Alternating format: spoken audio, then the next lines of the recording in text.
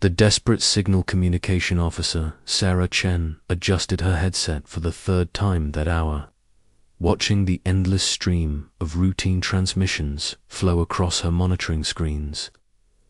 The observation post on Titan was supposed to be one of the quieter assignments in the outer system, tracking merchant traffic and diplomatic messages between the various alien species that dominated galactic trade. Most humans working these stations spent their shifts fighting boredom while alien cargo haulers discussed shipping schedules and bureaucratic paperwork. But Sarah had always been different from her colleagues. While other operators half listened to the standard chatter, she paid attention to every signal, every frequency, every whisper of communication that passed through the monitoring arrays. Her superiors had noted this attention to detail in her performance reviews, though they had no idea how crucial this habit would prove to be. The signal that changed everything came through at 0347 hours, ship time. Sarah almost missed it entirely because it was broadcast on an emergency frequency that hadn't been used in over 50 years. The transmission was weak, heavily encrypted, and fragmented by what appeared to be massive electromagnetic interference. Most operators would have dismissed it as cosmic background noise or equipment malfunction. Sarah leaned forward in her chair, her fingers dancing across the control panel as she isolated the signal and began running it through the most advanced decryption algorithms available to human technology. What she heard after 3 minutes of processing made her blood run cold.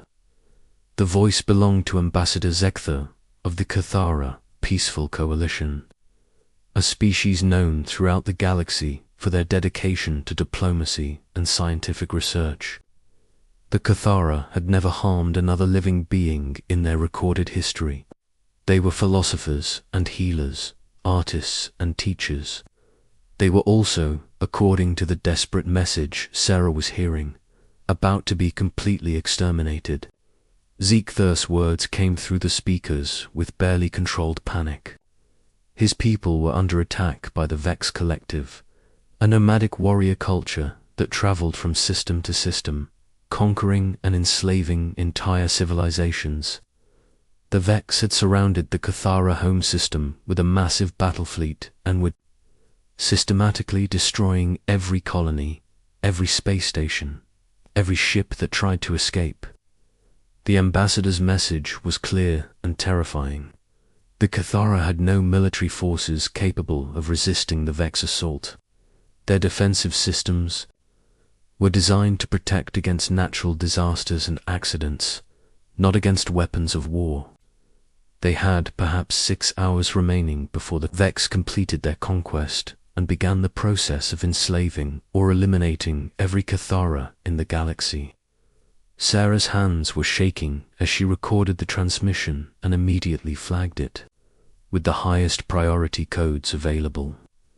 She knew that this message would travel through channels that most humans never even knew existed.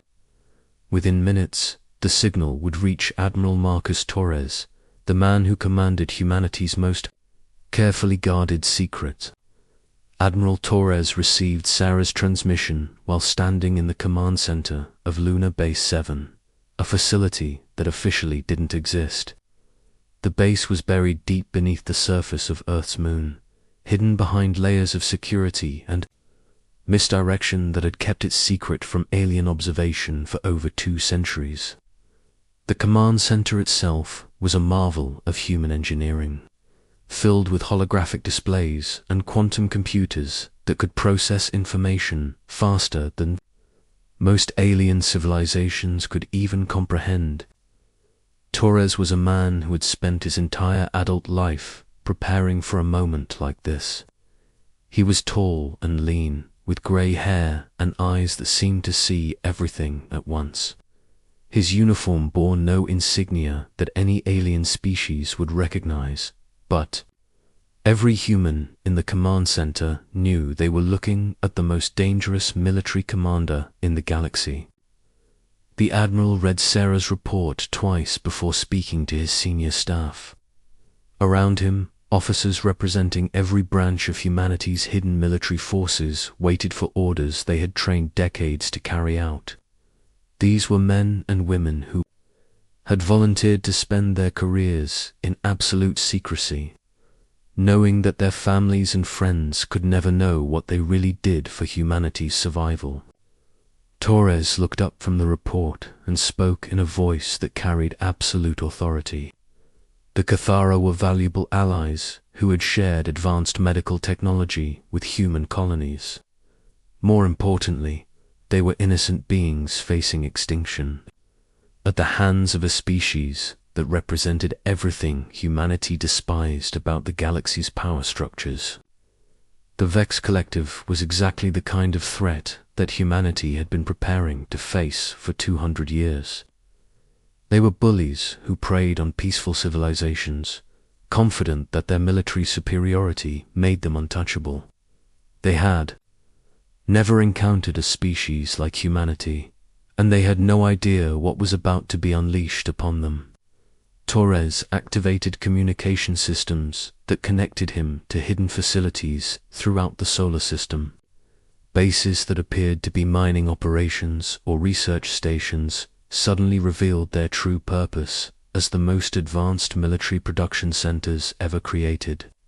Shipyards that looked like asteroid processing plants began opening massive doors to reveal fleets of warships that incorporated technology far beyond anything the galaxy had ever seen.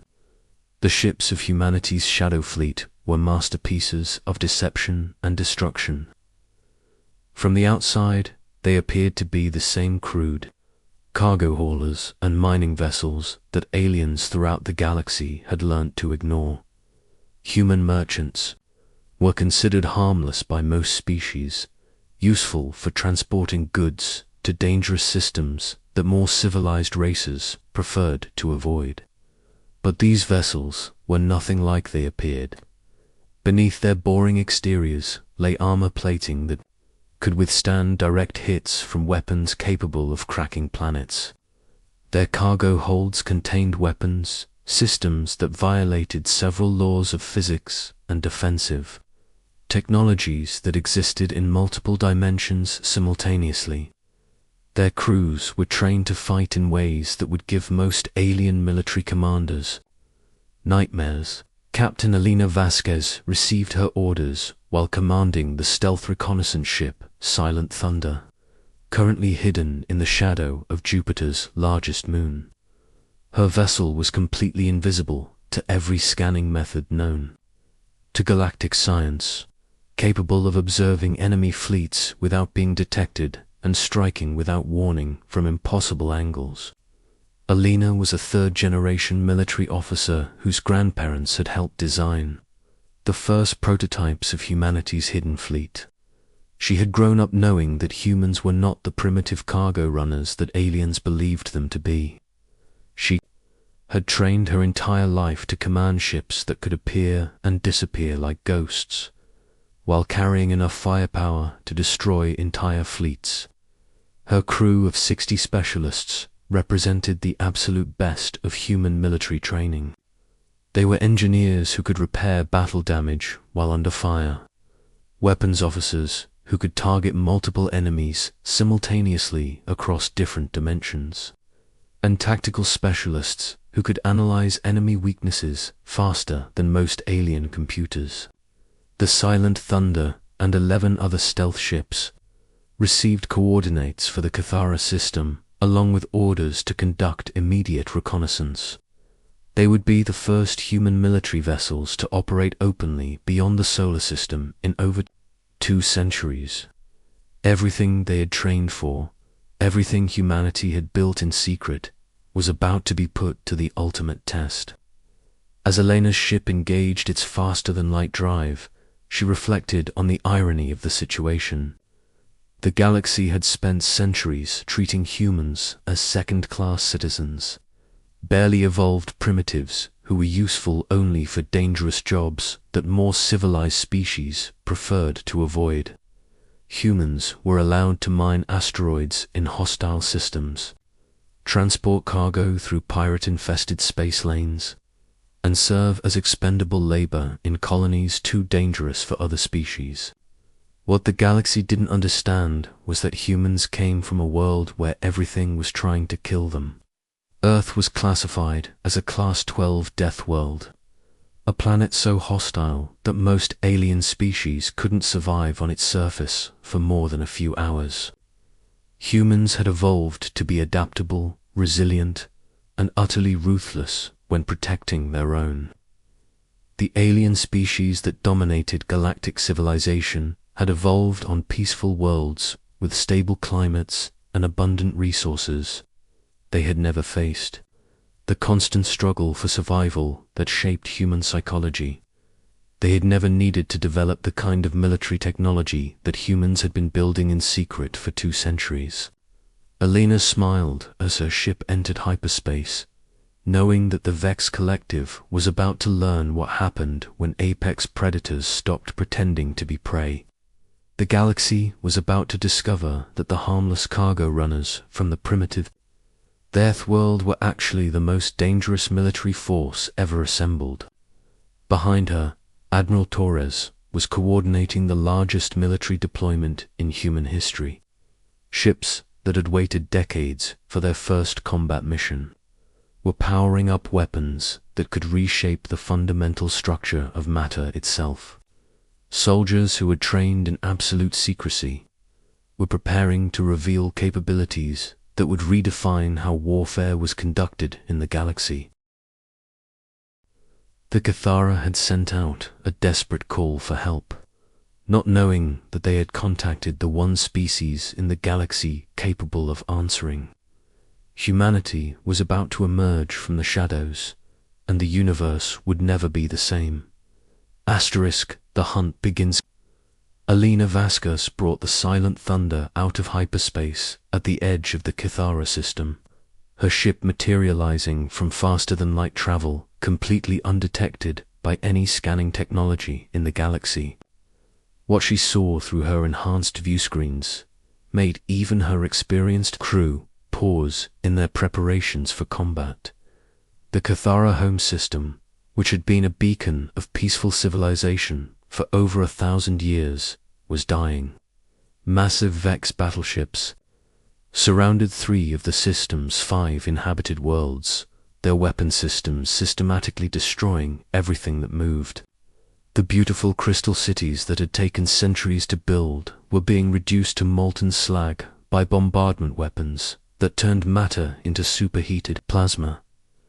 Navigation Officer James Park reported the tactical situation with barely contained rage. 47 Vex warships had blockaded the system, including 5 dreadnoughts that were each larger than most space stations. Thousands of smaller attack craft swarmed between the planets like hungry insects, hunting down escape pods and civilian transports that were trying to flee the massacre. Alina connected her consciousness to the ship's artificial intelligence through neural implants that allowed her to process information at superhuman speeds. The analysis came back immediately, and the tactical picture was even worse than it appeared. The Vex weren't just conquering the Cathara system. They were conducting a deliberate campaign of extermination designed to leave no survivors. She opened a quantum-encrypted communication channel with the rest of the human fleet, which was still approaching through hyperspace. Admiral Torres needed to see these images and understand exactly what they were facing. The Vex Collective wasn't just another warrior culture seeking territory or resources. They were genocidal monsters who took pleasure in destroying peaceful civilizations. Commander Thrakaner stood on the bridge of his flagship Bloodfen, watching his forces complete the systematic destruction of another primitive species. The Vex commander was a massive creature, over 3 meters tall with natural armor, plating and razor-sharp claws that had torn apart hundreds of enemies in personal combat. His species had evolved as apex predators on a world where only the strongest survived, and they had brought that mentality to their conquest of the galaxy. The Cathara had provided almost no resistance to his assault. Their defensive systems were laughably weak, designed to protect against natural disasters rather than military attacks. Their ships were built for exploration and trade, not warfare. Destroying them was hardly worth the effort, but the Vex Collective needed fresh slaves for their mining operations, and the Cathara would serve that purpose adequately. Thrakana was reviewing the final phase of the conquest when his tactical officer reported something impossible.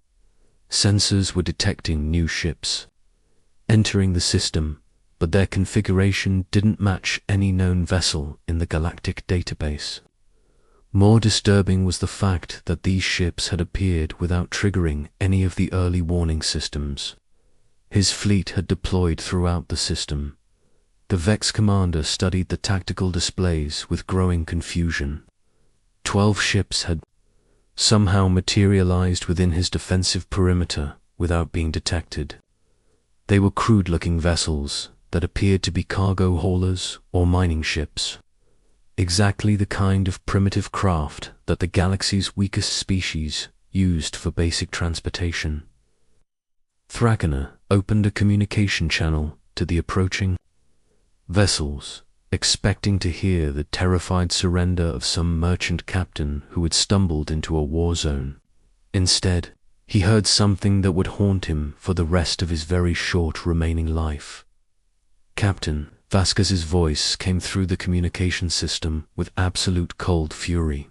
She identified herself as a representative of the human colonial defense force and delivered an ultimatum that made every Vex warrior on the bridge laugh with contempt. The humans demanded that Vex forces immediately cease their attack on the Cathara system and surrender for crimes against galactic civilization. Had heard of humans, of course. They were the primitive cargo runners who transported goods to dangerous systems that more civilized species preferred to avoid. They were useful for dangerous jobs precisely because their lives had so little value. The idea that these pathetic creatures would dare to challenge the might of the Vex Collective was so absurd that it was almost entertaining. The Vex commander opened a channel to respond to the human ultimatum, planning to explain exactly what was going to happen to their crude little ships. He never got the chance to deliver that message. The Silent Thunder fired first, unleashing weapons that violated several fundamental laws of physics. Energy beams that existed in multiple dimensions simultaneously struck the nearest Vex destroyer, and the massive warship simply ceased to exist. It didn't explode or break apart. It was there one moment and gone the next, as if it had been deleted from reality itself. 11 other human ships decloaked around the Vex fleet and began firing. Weapons that represented 2 centuries of secret military development. Plasma cannons that could melt through any known armor. Gravitational manipulators that could crush enemy ships into neutron-dense spheres. Quantum torpedoes that struck targets before they were actually fired. Commander Thrakana watched in growing horror as his mighty fleet was torn apart by vessels that shouldn't have possessed weapons of any kind. Human ships moved with impossible coordination, sharing targeting data through quantum entanglement networks and striking from multiple angles simultaneously.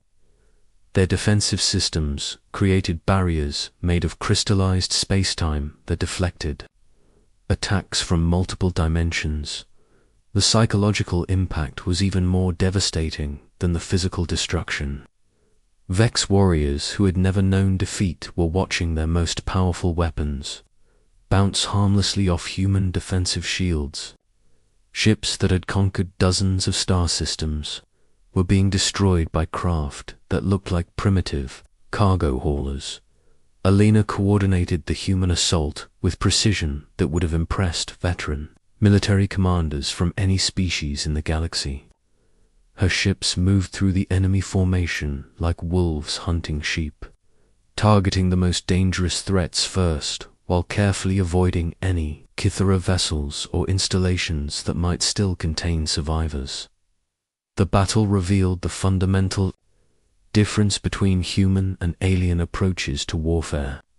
The Vex fought with overwhelming force and brutal simplicity, relying on superior numbers and firepower to crush their enemies. They had never encountered an opponent that could match their technology while surpassing their tactical flexibility. Humans fought like the apex predators they had evolved to be. They adapted to enemy tactics in real time, exploited weaknesses that their opponents didn't even know they had, and coordinated their attacks with the kind of pack hunting instincts that had allowed them to dominate a death world. Every human ship was simultaneously an individual hunter and part of a larger organism that moved with deadly purpose.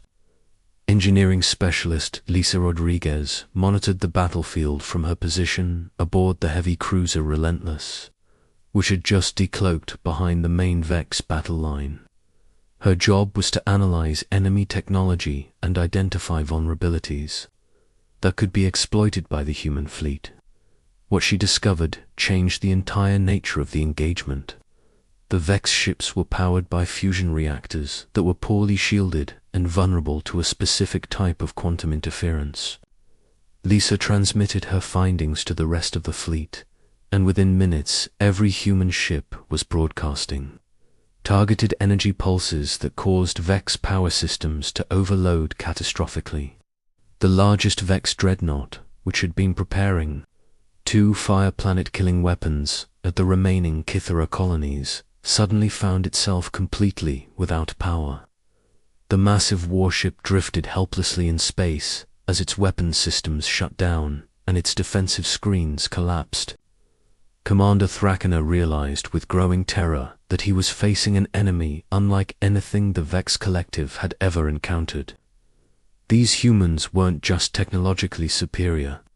They were thinking faster, adapting quicker, and fighting with a level of coordination that suggested they operated as a single organism rather than individual ships.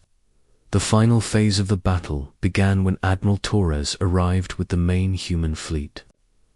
25 ships that appeared to be converted cargo haulers and mining vessels dropped out of hyperspace and immediately began rescue operations while the advance force finished destroying the remaining Vex warships. The contrast was devastating to Vex morale. While their mighty warriors were being systematically hunted down and destroyed, the humans were simultaneously conducting precision rescue operations to save Kythera civilians from the wreckage of their cities. Human ships that had just been unleashing weapons of mass destruction were now using the same advanced technology to provide medical aid and emergency shelter to refugees. Ambassador Zeektha was among the survivors rescued from a damaged space station orbiting the Kythera homeworld. The elderly diplomat had watched his entire civilization face extinction until these mysterious human vessels had appeared from nowhere and begun destroying the Vex fleet with impossible efficiency. Zeektha had heard stories about humans, of course. They were the cargo runners and miners who worked in the galaxy's most dangerous regions. According to everything he had been told, they were primitive beings from a hostile world who were barely capable of maintaining their crude spacecraft. The beings who rescued him bore no resemblance to those descriptions. The human medical team that treated his injuries used technology that was more advanced than anything in Kythera science. The soldiers who escorted him to safety moved with predatory grace and carried weapons that radiated deadly purpose. These were not primitive cargo runners. These were apex predators who had been hiding among the galaxy's civilized species for centuries. The last Vex ship in the system was Commander Thrakana's flagship, which Alina had deliberately left functional so that someone could carry word of what had happened back to the Vex Collective.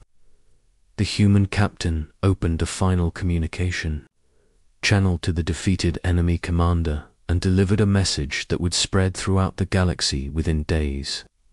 Alina spoke with the calm certainty of an apex predator explaining the new rules of survival. The Vex Collective would immediately cease all military operations against peaceful species. They would release every slave and return every stolen world. Any Vex ship found attacking civilian targets would be hunted down and destroyed without mercy. Commander Thrakana tried to respond with the traditional Vex threats about endless retaliation and inevitable revenge. Alina cut him off with a simple statement that made the massive warrior's blood freeze in his veins. She told him that humans had been watching the galaxy for 2 centuries, cataloging every Vex ship, every base, every world. If the collective wanted a war with humanity, they would discover what happened when prey species stopped pretending to be harmless. The surviving Vex flagship limped away from the Cathara system, carrying a message that would transform galactic civilization. The primitive cargo runners from the Deathworld were actually the most dangerous military force in the galaxy, and they had just announced their intention to protect any species that called for help. As Alina watched the defeated enemy flee, she knew that humanity's long period of hiding in the shadows was over. The galaxy was about to learn that the apex predators from Earth had been among them all along, and the age of strong species preying on the weak was coming to an end.